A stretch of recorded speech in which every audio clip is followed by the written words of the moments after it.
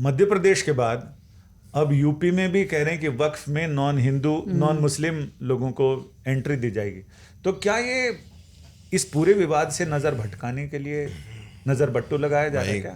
कांग्रेस कह रही है कि आपने रखा राम मंदिर के अंदर किसी मुसलमान को, या जो दूसरे इंस्टीट्यूशंस होते हैं वहाँ पे कोई नॉन हिंदूज होते हैं जो कि मैनेज करती हैं चीज़ें। यहाँ तो मंत्रिमंडल में भी टोटा है, तो यहाँ अच्छा हाँ वहाँ पर भी है। तो बोला आप यहाँ पर फिर क्यों इसको डाल रहे हैं? हाँ। और अगर देखिए वफ़ की एक डेफिनेशन होती है, मैं जानता हूँ उन लोगों को जो कि जेपीसी के अंदर भी थे। वफ़ की ये डेफिनेशन होती है कि वफ़ की जो ज़मीन होती है वो आपकी खुद की ज़मीन होती है जो कि आप इस्लामिक कॉज के लिए डोनेट करते हो, दान कर देते हो। ना वो बेची जा सकती है ना वो खरीदी जा सकती है, और उसको कोई सरकार उस पर अपना दावा भी नहीं कर सकती क्योंकि वो एक व्यक्ति की पर्सनल प्रॉपर्टी थी। तो अब उस पर भी अगर आप चाहते हैं कि मॉनिटरिंग करना, तो वो ये कह रहे हैं कि ये तो इंटरफेरेंस है हमारे रिलीजन के अंदर।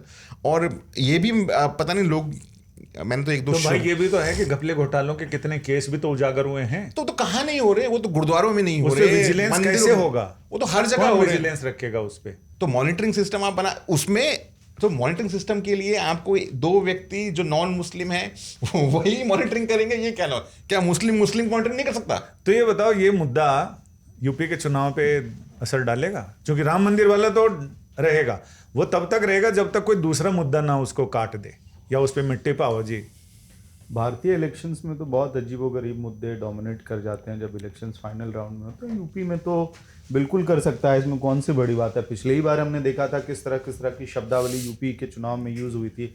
लेकिन ये मुझे लगता है कि पुराना जिन जो है उसको रीइग्नाइट करने की कोशिश की जा रही है। जब लोकसभा में ये बिल लेके आया गया था वक्फ का बिल, तब पीयूष को भी, राहुल को भी, आपको हम सबको ध्यान होगा कैसे जेपीसी में सारे मुद्दे उठे थे, बहुत हीटेड आर्गुमेंट हुआ था विपक्ष और सत्ता पक्ष के बीच। पानी वानी की वो फेंक दिया था यार, ग्लास मार दिया हो चुका है। अब इसको ये है कि हाँ, पब्लिक नैरेटिव आप इसको जब बनाते हैं, और खासतौर पे जब राम मंदिर का मुद्दा इतना ज्यादा पीक पे है कि हर आदमी चर्चा कर रहा है, तो संभवतः थोड़ा डाइवर्जन आपको इसके थ्रू मिल सकता है। जैसे नीट के समय हमने देखा था कि एक दो किरदार या अक्यूज का चेहरा जब ज्यादा बड़ा हो गया तो नीट के मेन मुद्दे से ध्यान वहां पे भटका था।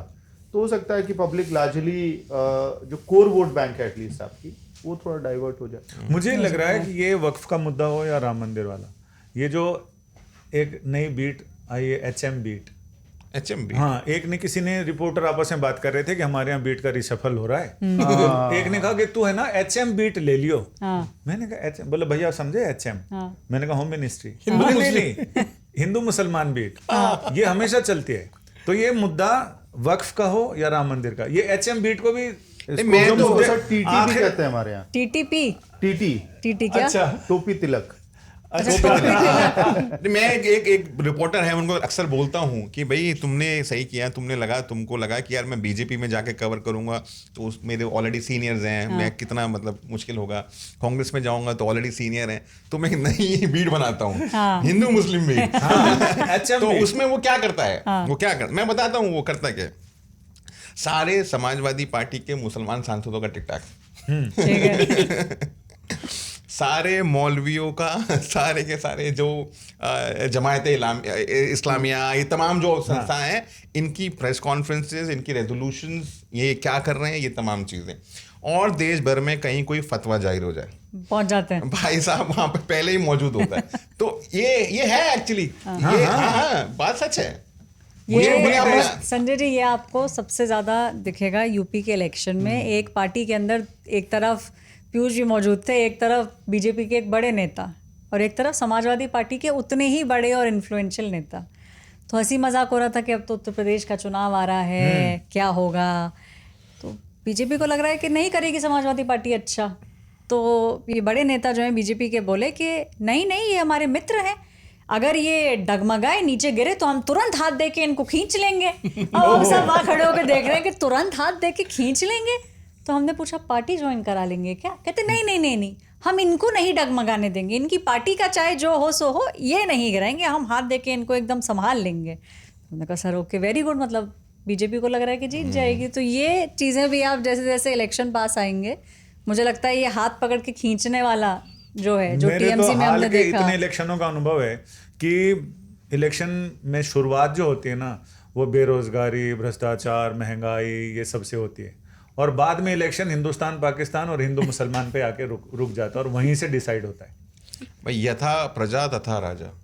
सर ये आप दोगे लेकिन वोट उन मुद्दों वक्फ पर बोर्ड तो- की जो चल रही है पूरी कंट्रोवर्सी, उसमें कहा क्या गया है, जो रिकॉन्स्टिट्यूशन की बात हो रही है उत्तर प्रदेश के अंदर, वक्फ बोर्ड में यही तो कहा गया ना कि एक पसमानदा समाज से एक महिला और 2 नॉन मुस्लिम्स, उसको उनको जो है उसके अंदर इतना आसानी से बोल दिया।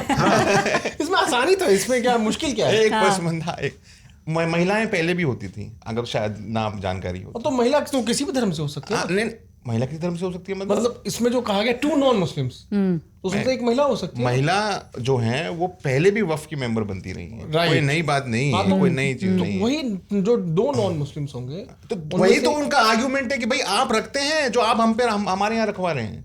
तो पूरे वक्फ बोर्ड में जो अच्छा, कोई एग्जांपल बताओ कि जहां पर हिंदू इंस्टीट्यूशंस के अंदर नॉन हिंदूज होते हैं, बताओ।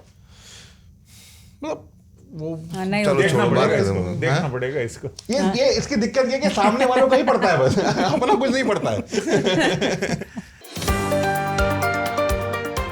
Reporters off.